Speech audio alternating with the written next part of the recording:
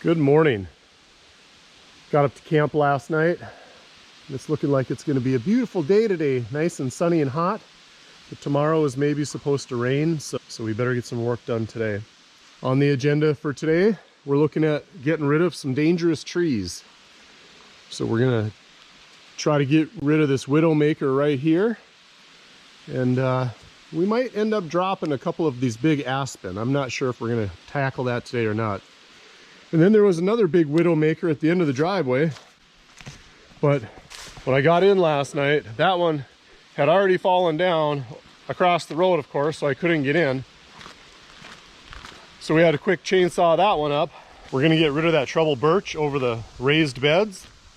See if we can get that down without falling on the cabin. Should be a good couple of days. Still have lots and lots of cleanup to do from that big storm that came through. Still have down trees everywhere, and apparently the deer flies are still out. Not as bad though. They're kind of reaching their end of season at this point. Well, it's nice that big widowmaker fell. You can see where that aspen was snapped off. We had to cut that up last night. Of course, it landed directly over the driveway, so we couldn't get in. But that won't take too long. That'll go quick. Flowers are looking good. Oh, I really like these dark ones. Really like those dark ones. Well, it looks like the blueberries are a little better than they were last week. Probably do a little picking of them. Mentioned in one of my other videos how much I like the steel saw sharpener. It's the only one I found that really gives me consistent sharpening and is easily done. I'll put a link down in my comment section if you guys are interested in picking one of these up. They're definitely worth the money in my opinion from what I found.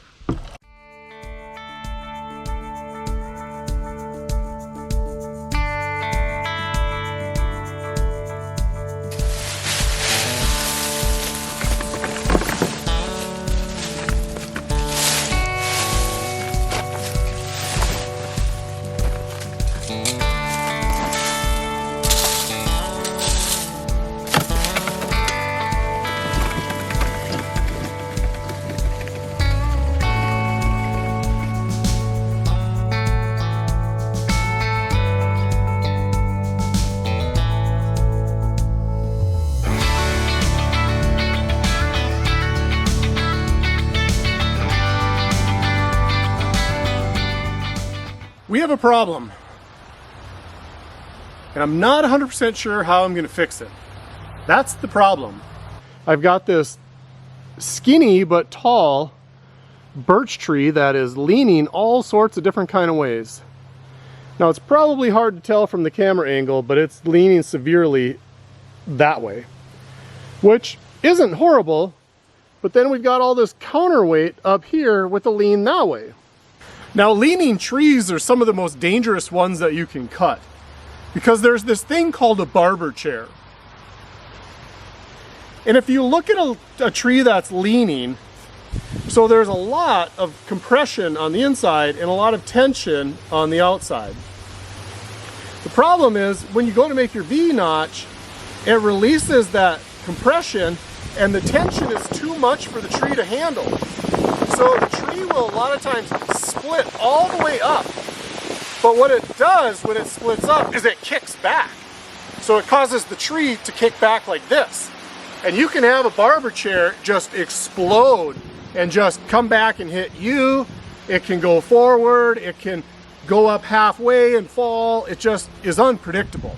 extremely dangerous. Now, luckily for me, this tree is probably only about this big around, so there's less of those dynamics in this tree than if it was a huge tree. But still, with that secondary extreme lean, it's got me worried.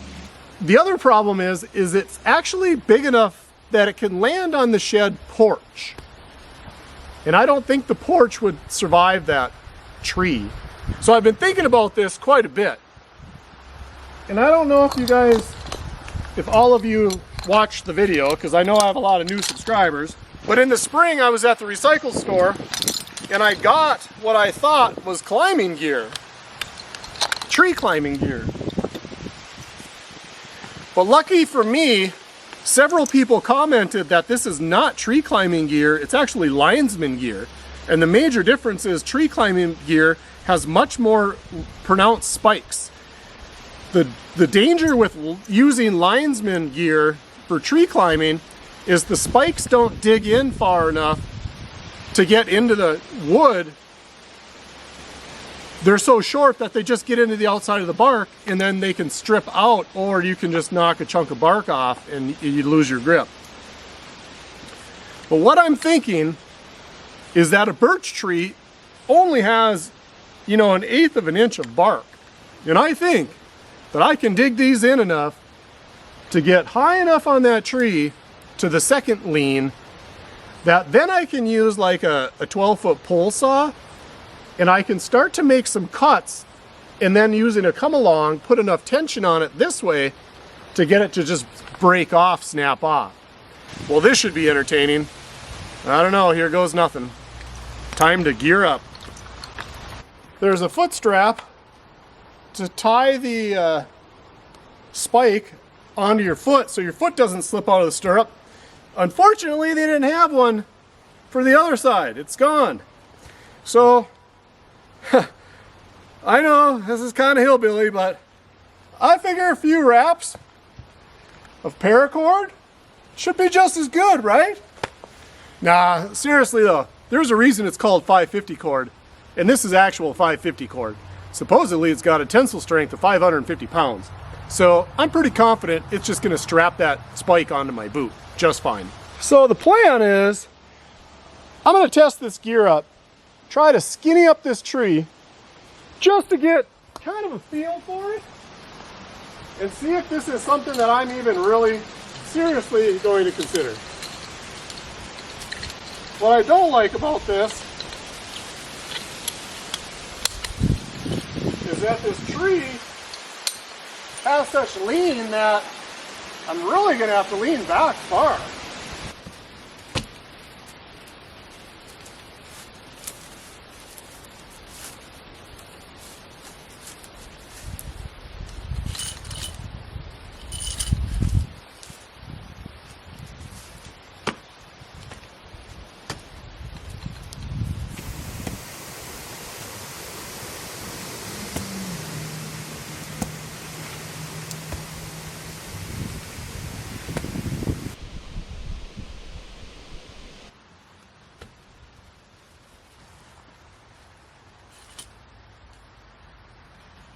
Okay.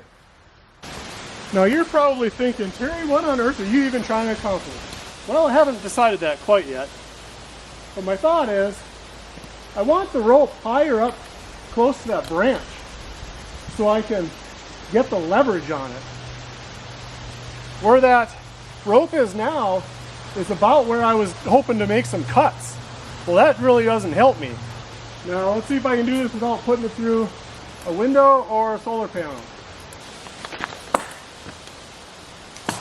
Well, in theory, it was all right. All right, so we got the wrench up there. See if we can get the wrench down.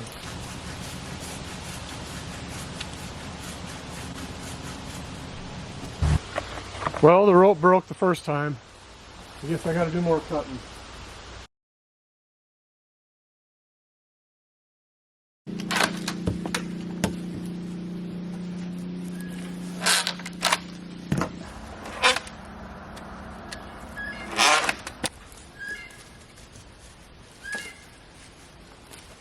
I don't know about you guys, but I feel like there's a lot of chainsawing in these videos. What are you gonna do? I wish some company would sponsor me for work gloves. That would be nice.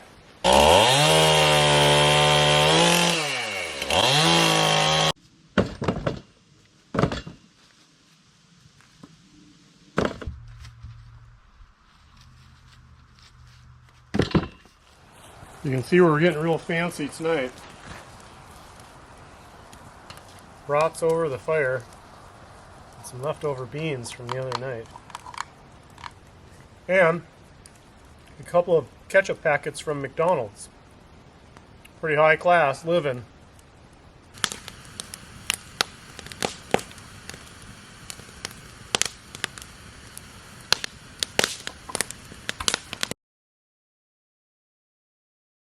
The last of my 3 widowmakers to take down. Now this one doesn't make me too nervous about falling on the cabin. It's pretty well locked behind those other 2 big popples, so I don't think that's ever going to happen. But the fact is, it's going to come down at some point, and I might as well bring it down when it's under my terms, instead of falling on the canoe or something else. So I think what I'm going to do is I'm going to pull the mower and the canoe out of here, and I'm going to get in there and cut some of those small maples that are supporting it. And hopefully it doesn't fall down on me, but hopefully it falls down and then I can cut the trunk, cut it up, haul it away, or burn it and be done with it.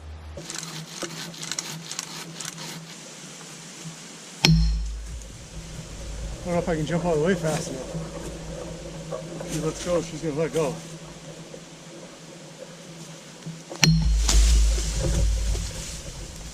Okay, well, that did us absolutely no good.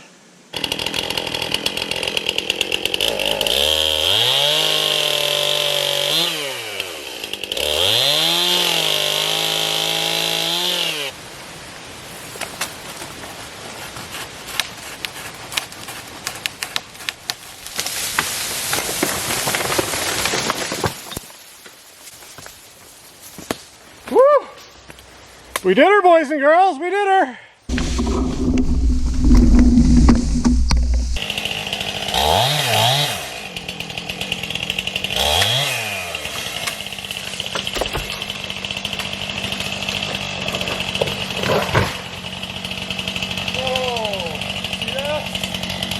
That big old dead one.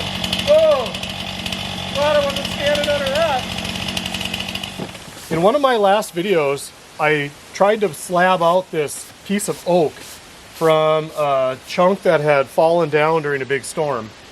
And my thought was I would turn it into a bar top as a temporary tabletop until the counters got installed. Now, this isn't square, it's a little wonky. I'm still learning the slabbing process. But I thought it would be fun just to make a little top and kind of experiment with the process and at least have something for the next month or 2 until the cabinets get installed. So what I chose to use for treatment was just plain food grade mineral oil. The same stuff that you would use like on a wooden spoon or on your butcher block tabletop. I like the fact that it's food grade and not a chemical, and really it's pretty easy to apply, and it kind of protects the wood, but it leaves a nice natural finish. Now the reason I'm not using this for a permanent top is number one, because it's green wood and it would just split and crack as it dried over the next year or so. So if I was going to use something for a tabletop, it would definitely have to be kiln dried or seasoned for probably at least a year. All right, we're gonna let this first coat soak in, and then we're gonna come back and hit it 1 or 2 more times. So what do you think of this board so far? I think it looks pretty neat.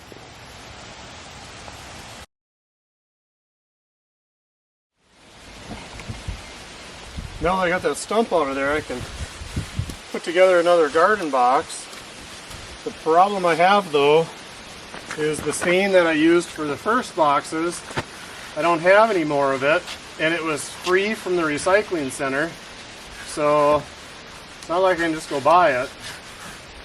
I suppose I probably could just go buy it, but I don't even know what kind it was or what color it was. So I'm using what I have, which is more free stuff from the recycling center, but unfortunately it's not even close to the same color. Layer 1. Layer 2 is a little bit bigger, organic material.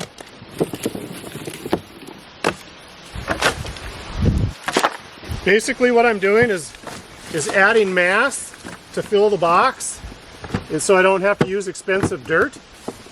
And expensive dirt, right? Well, good quality black composted nutrient rich dirt, a medium size, and hopefully this is going to rot at a faster rate because it's smaller, and then I'm just going to go smaller and smaller as I come up, and then my last 6 inches is going to be just good dirt. So mostly it's going to be carbon, which is the dry old stuff like sawdust and wood chips and stuff like that, but I probably will put some greens in there as well. And of course, my secret to a great garden bed is to pee in it. Got to add that nitrogen, and is it magnesium and whatever else, but it's an excellent fertilizer. And especially since this will just be composting over the winter, it'll be fine. It'll be great. The next layer is just really wet, punky material like this. Generally it's just shreds apart because it's already broke down so much. That'll just continue to rot and make a really nice deep nutrient layer that the roots can probably even get into. The other thing I like about it is it's full of bugs, and the bugs are just going to keep breaking that material down. So I just like old wet rotten logs. The other thing it helps to do is really fill those gaps. When I put my dirt in here, I don't want the dirt just to fall into the big gaps all the way down to the bottom where it's not going to do any good. I want it to keep up in the top 8 inches or so.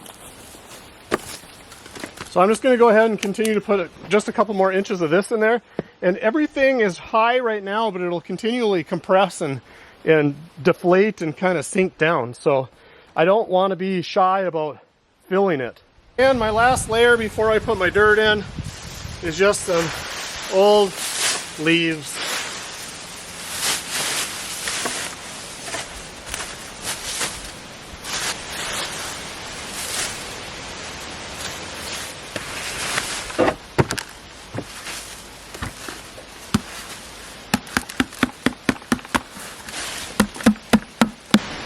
I think I may try to put some garlic in here in the fall, since this is going to be an empty box. I've never tried garlic before because I'm never thinking about it in the fall, but I think I might do this. But anyway, this is how I make my raised beds. 90 degrees and we've been working outside all day, so we decided it was time for some ice cream and a swim. River loves a pup cup treat.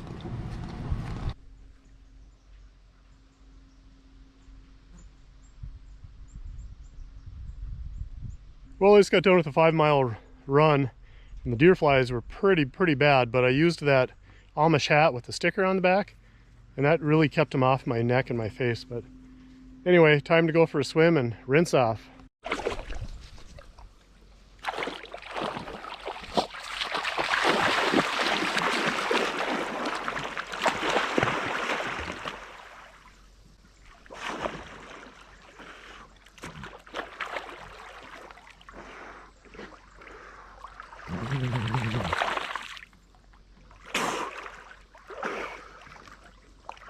Whew.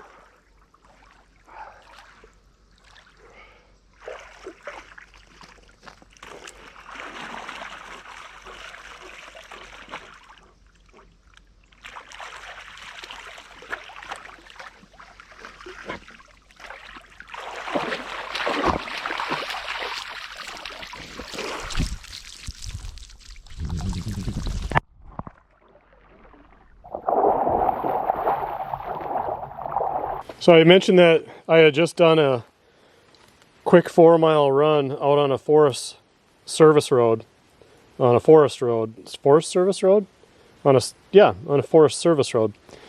Anyway, 4 miles, and I have 45 deer flies. on my sticker. 45. And the nice thing about this big hat is they didn't bother me one time. I never got one on my neck or anything. And it just seems like they don't go below the brim, which is really, really nice. So I've got the fire hopefully started here pretty soon. And we need to throw some dinner on. I was thinking maybe some barbecue chicken tonight. Maybe some roast beets and red potatoes. Chicken on the grill with barbecue sauce. Cajun butter potatoes and roasted beets. Well, good morning, everybody. We just got back from town. I had to run into the local farm store and pick up my chainsaw. They had done a little bit of work on it for me. Last time I was up, I broke the handle on it, so it needed an entirely new part. So a few videos back, I had mentioned that I didn't take a lot of video because River and I were just doing some guy stuff, and one of you commented that, hey, bring us along for the guy stuff. We'd like to do that just as well as we'd like to work on the shack. So River and I decided today that we are going to go out and pick some mushrooms. Yesterday when I was running, I noticed that there were lots and lots of mushrooms after the recent rains. And to be honest, I could use a little bit of a break from doing chores. So we're just going to go out and mess around a little bit and see if we can't find some good mushrooms. Maybe we'll throw them on the grill tonight. Should we go for a walk? All right, let's go. Sit, sit. I know you're going to hate this, but you'll appreciate it later. Stay. Stay. Keep those deer flies off you, okay? Good boy. Good boy. Good boy. All done. Well, I didn't bring my mushroom basket with because I didn't expect the mushroom, but I just folded down the ends of this grocery bag and that should work just fine. Didn't take long. One of my favorite mushrooms, the hedgehog mushroom. A couple of reasons it's my favorite is A, because it is so easy to identify and there are really no lookalikes. See those little teeth on the bottom? So they call it a hedgehog. It's like a little porcupine. But the reason I really like it is because they taste super good and I've never had them with bugs. That's a real plus. These are Indian pipes. They're actually not a mushroom. They are like some sort of parasitic plant. They end up curling over kind of like this and they look like an old-fashioned white clay pipe that the Native American and rendezvous era trappers and traders used to use. You see these right here? These little guys that are so well camouflaged, these are black trumpets, and these are very, very delicious.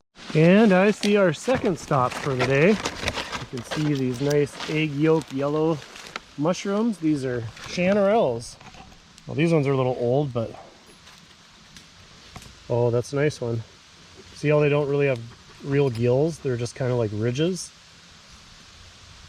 It's characteristic of the chanterelle. All right, we're gonna pick a few of these. Got a few hiding out under here, trying to be all secretive. Oh, those are just perfect. I like them when they're small like this. Fry up into like little buttons.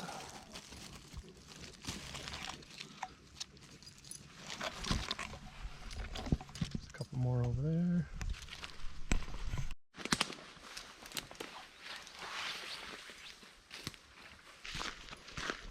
Oh, what do we got here? What do we got here? Little cuties. So apparently this is another form of a chanterelle, but it's more related to the craterellus family than the cantharellus. So this is more closely related to like yellowfoots and black trumpets than it is to true chanterelles. So we'll take a couple of those. Oh, thanks.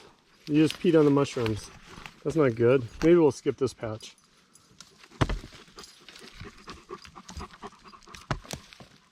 Got us some oyster mushrooms. They look like they're pretty fresh. Let's see how, usually these get pretty buggy, but ooh, not too bad, not too shabby. We'll grab a couple of these. I'm done with my little mushroom foraging trip. And I could have picked lots and lots of mushrooms. But just a quick overview. These are I would guess I would say, I forget what the proper name is, but they're kind of like the yellowfoot chanterelles, except they're not necessarily in the chanterelle family. They're more related to black trumpets. So they are the craterellus family rather than the cantharellus, if that makes sense. So anyway, we've got some of these. We've got these really, really nice hedgehogs. We're gonna clean those up, maybe eat those tonight.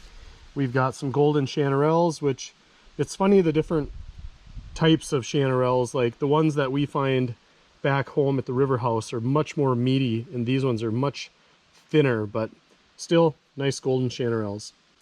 And then we've got a couple of oysters. There's a fair amount of bugs in these, but we'll see. If I can clean them up, we'll eat them. If not, we'll probably pitch them. And then I've got this bolete, and I don't know what it is, but it does not have a red cap and it does not bruise blue. So I suspect it may be edible, but I'm going to do some looking in my book, and I'm not going to eat it. I just picked it for identification purposes. So still have the black trumpets to pick up on the maple hill there where we cut the maple down, but I probably won't do that tomorrow so that they're nice and fresh when I head for home. So for right now, I think we're just going to go back and clean up that brush pile that we started working on yesterday. And saw, you know how it is, maybe split some wood. Eventually we're going to have to make another woodshed, but that is not for today. I just started a fire so that we can have some coals for supper tonight. But my goal by the end of the night is to have all of this brush pile burned up and then decide what I'm going to do with this. I might try splitting a couple pieces and see how punky that center is. I'm guessing it's going to be junk, but if I can salvage the outsides, I might. Although I have so much aspen that I could just bring it to the brush pile too. Well, I knew that this little mat was only going to be temporary. Oh, look at the worms. Look at the worms.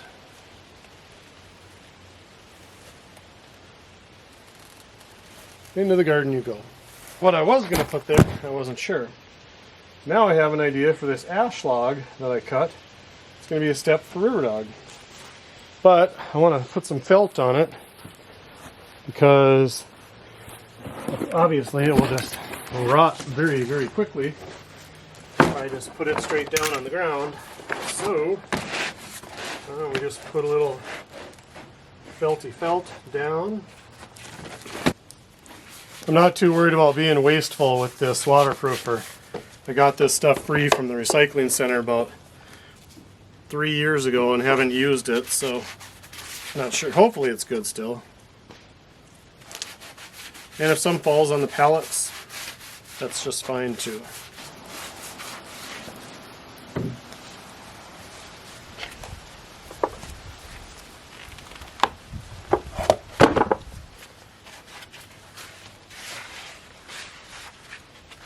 There, that should do.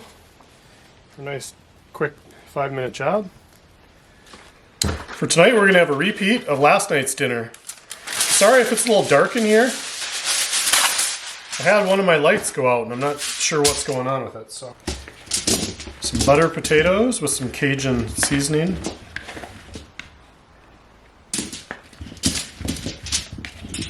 And yes, I am cheap enough to use leftover restaurant condiments.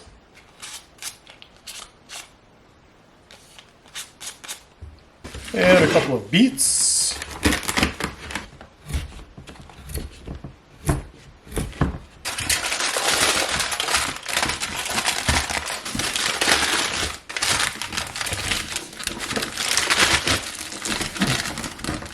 I think I'm going to leave the hedgehogs for a different day when I'm not cooking over the fire, just because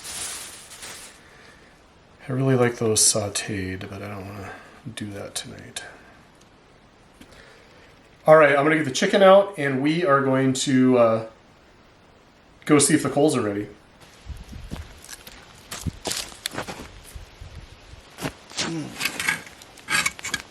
That's hot. Someone had asked me in the last video if I sterilized this grate before I cooked on it, and I do. I leave it in the fire for a while just to heat up and kill any sort of pathogens or mouse feces or anything that may be on it at all. Just gonna let it heat up a little bit. I just don't always show all the little steps I take sometimes. Oh, that's gonna be fine. If you guys could watch the clock for me, that would be awesome, since I don't even have a watch.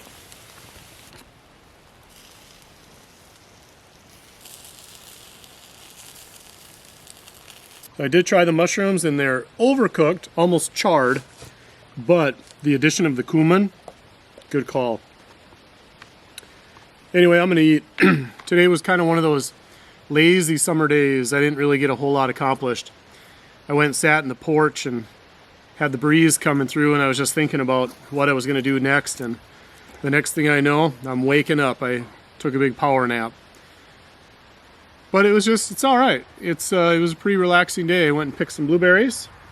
I don't know if you can see those in there. So we're gonna have those for a little dessert.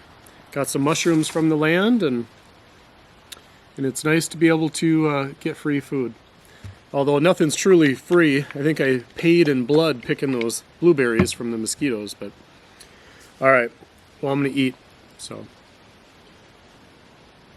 Father, thank you for a good day. Thank you for another day on this earth. Thank you for relaxation and lazy summer days, naps and sunshine and the wind and the aspens. All these things created by your hand. Thank you. In Jesus' name, amen.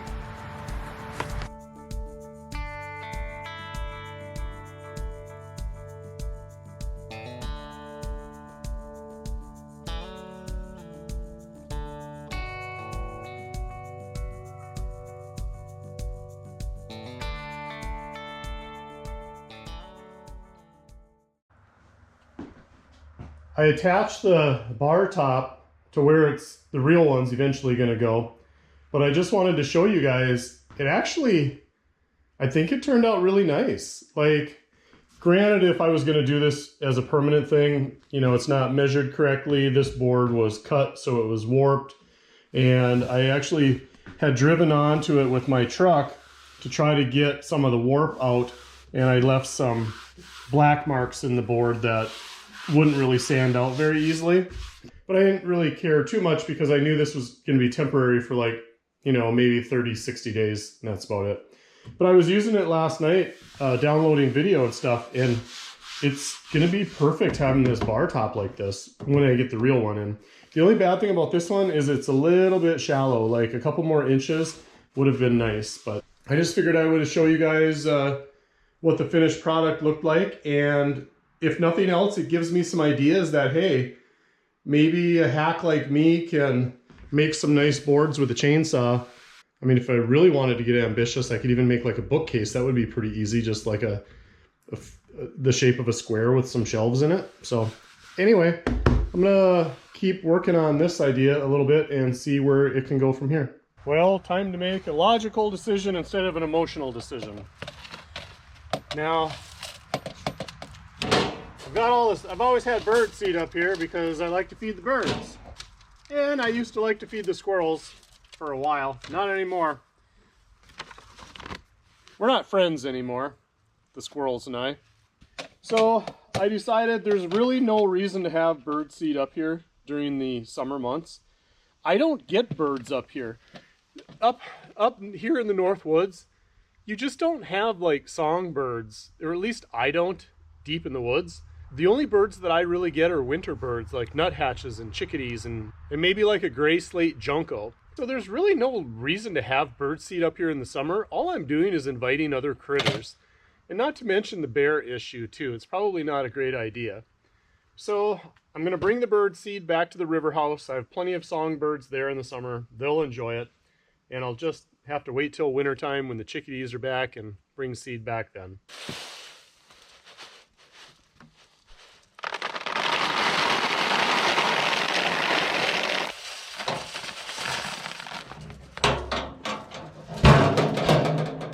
I've noticed since I stopped feeding the squirrels and since I locked up the seed in this metal container, I've gone down from 3 red squirrels So I only saw one 2 times this week. So I'm thinking maybe they're learning to go out and fend for themselves, that the money pit has dried up. What are you doing, Striper? Yeah, I see you.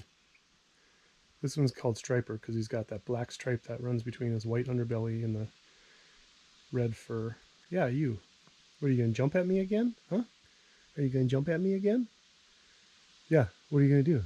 Well, the plan is I'm going to get the wood that I split into the wood pile if I don't get attacked by squirrels. I'm going to get all of this stacked, and then we're going to head for home. Well, we made a dent. Still got lots of room left, though. I just wish the dry side was as full as the wet side. Soon enough. Goodbye, tiny cabin. I will see you soon.